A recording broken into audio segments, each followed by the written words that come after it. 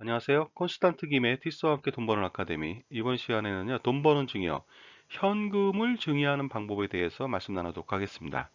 일반적으로 증여 재산을 선택할 때는요, 저평가된 자산을 먼저 증여하는 것이 원칙입니다. 그래야만 효과적으로 증여세를 절세하고 많은 금액의 증여 재산을 넘길 수가 있는데요. 그런데 일반적으로 현금이라고 하는 것은 저평가될 수가 없이 액면가 그대로다 보니까 현금을 증여하는 방법은 최후의 수단이 될 수가 있습니다. 그런데 어쩔 수 없이 현금을 증여할 수밖에 없는 상황도 있거든요. 그런 경우에 효과적으로 증여세를 절세할 수 있는 방안에 대해서 말씀 나누겠습니다. 아버지가 돌아가시고요. 어머니만 계십니다. 그런데 어머니가 예를 들어서 상속재산으로 금융재산만 30억을 갖고 있는 경우가 있습니다. 이런 경우는 어떤 경우냐면요. 물론 이제 금융자산만 있는 경우도 있겠지만은 보통 이제 토지보상을 받았다든가 이랬을 때 금융자산만 상속재산에 포함되는 경우가 있는 것 같습니다. 그럴 경우에 상속세를 한번 산출해 볼까요? 그러면 어머니 혼자 있으니까 당연히 배우자 공제를 최대 30억까지 받을 수가 없습니다. 그래서 그 일괄공제라고 하는 5억 원만 받게 됩니다. 그리고요, 금융재산을 만약에 예를 들어서 뭐 현금을 금융재산으로 금융권에 예치했다. 그렇게 된다면은 10억 원까지 10억 원에 대해서 20% 그러면 2억 원이 되겠죠. 최대 2억 원까지 순금융재산 공제를 해주다 보니까요.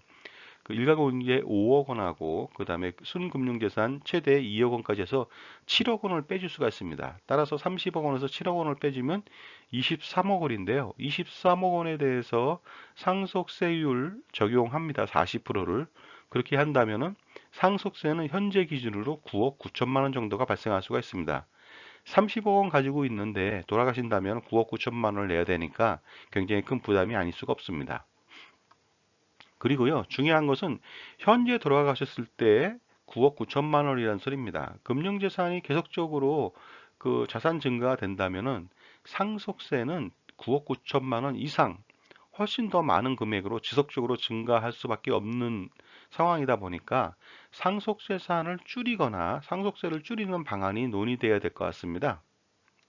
그런데 만약에요, 상속재산으로 금융재산이 30억 원이 있는 것이 아니라 13억 2천만 원밖에 없다고 했을 때 상속세는 얼마가 될지 한번 산출해 보도록 하겠습니다.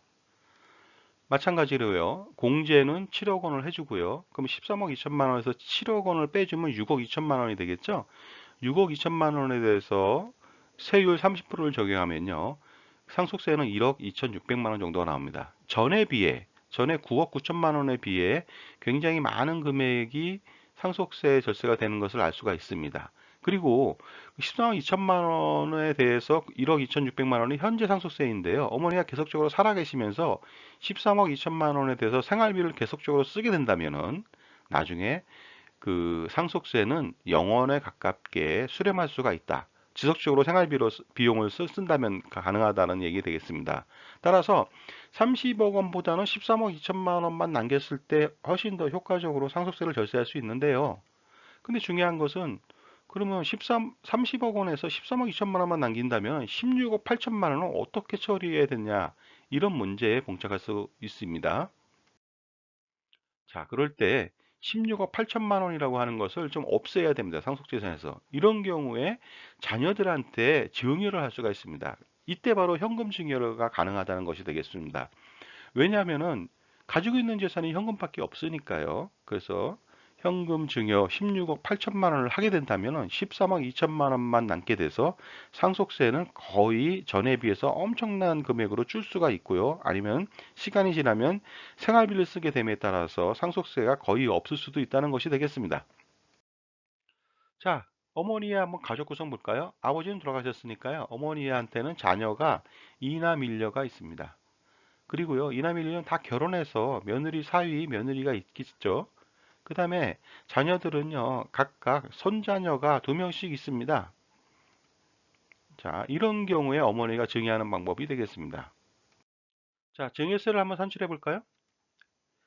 그 어머니가 자녀별로 5억 6천만 원씩 증여를 한다면 자녀가 3명이니까 당연히 16억 8천만 원을 증여할 수가 있습니다.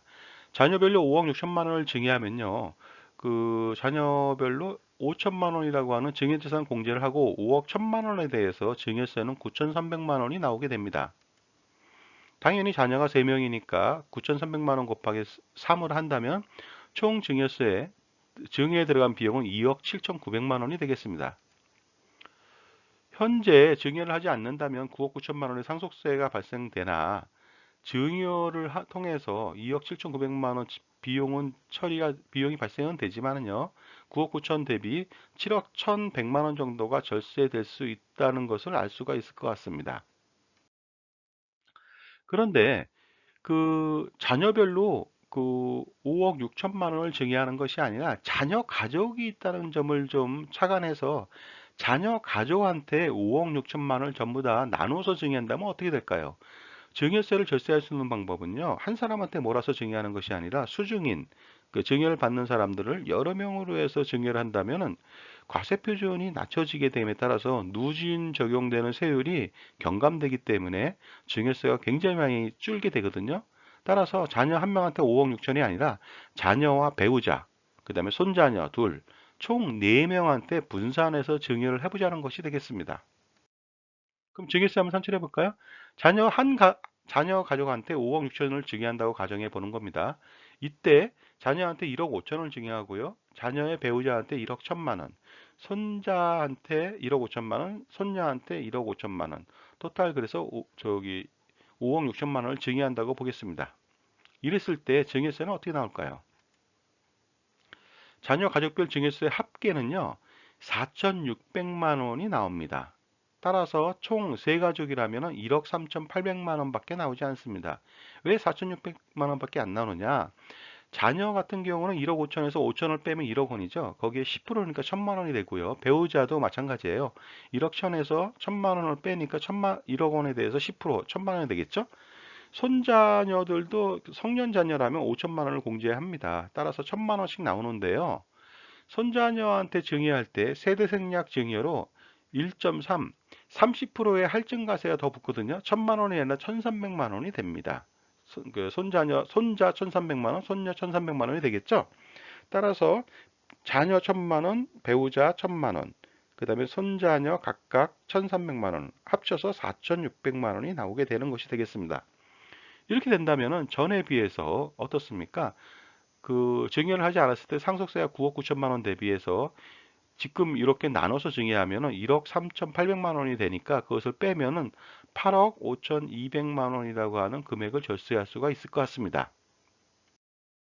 따라서 자녀한테 증여할 때는요, 많은 사람들한테 나눠서 증여하는 것이 가장 효과적인 방법이 될 수가 있습니다. 특히 현금을 증여할 때는 굉장히 많은 사람한테 나눠서 증여를 하는 것이 아주 효과적입니다.